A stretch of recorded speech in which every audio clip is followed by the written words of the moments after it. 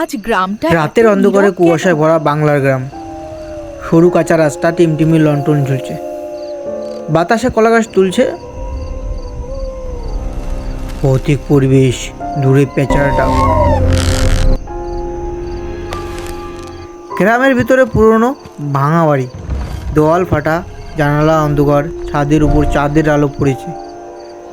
ভেজা মাটির উপরে অদৃশ্য কারো পায়ের ছাপ পড়ছে। কারো দেখা নাই, ছাপগুলো হালকা হালকা ছড়াচ্ছে। এই আলোটা নিজে নিজেই দুলছে কেন? ওটা কি মানুষের ছায়া নাকি অন্য কিছু? গ্রামটি, ছেলেটি গ্রামের পথ ধরে দৌড়ে কুয়াশায় আরো ঘন হয়ে যাচ্ছে। তুমি আমার বাড়িতে কেন আলে? এই গ্রামে রাতের পর কেউ সেই বাড়ির কাছে যায় না।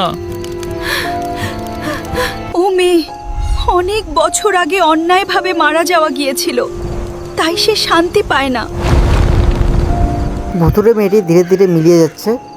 গ্রাম আবার শান্ত হয়ে ফিরে আসছে এবং আলো উজ্জ্বল হয়ে যাচ্ছে।